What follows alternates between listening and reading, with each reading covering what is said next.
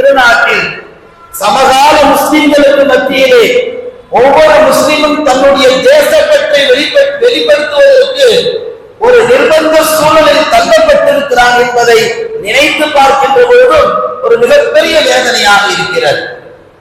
இன்றைக்கு ஆகஸ்ட் 15 ஆங்காங்கே கொடியேற்றப்பட்டது, சுதந்திர தினத்தை சிறப்பாக கொண்டாடப்பட்டது. அதில் முஸ்லிம்களாகிய நம்மில் எத்தனை பேர் கலந்து கொண்டோம் என்ற ஒரு கேள்வி இன்றைய தினத்தில் நம் மனசாட்சி கேட்க வேண்டும்.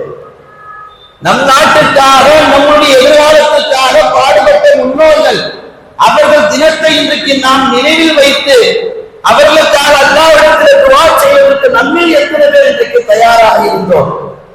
காலங்காலமாக இந்த ஒரு அவலம் தான் இந்த உம்மத்தில் நடந்து கொண்டிருக்கிறது.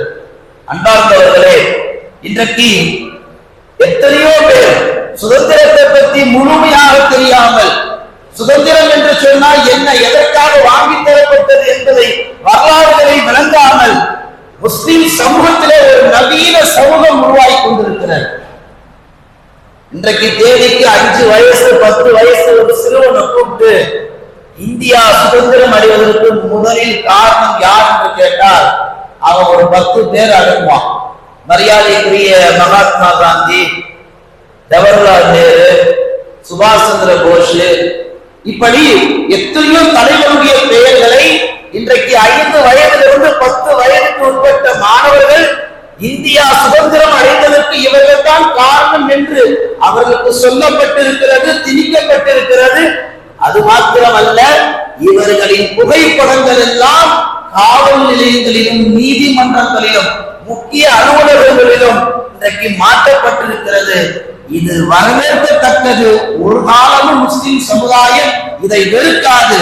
ஆனாலும் இவர்கள் மாத்திரமே இந்தியாவுடைய சுதந்திரத்துக்காக பாடுபட்டார்கள் என்று ஒரு உண்மையை மறைத்துவிட்டு ஒரு பொய்யை முதலில் உண்மையாக்க முயற்சிக்கிறார்களே, இது ஆக பெரிய ஜனநாயக கொலை என்பதை இன்றைய தேதியில் முஸ்லிம்கள் நாம் சிந்தனையிலே பதிய வைக்க வேண்டும்.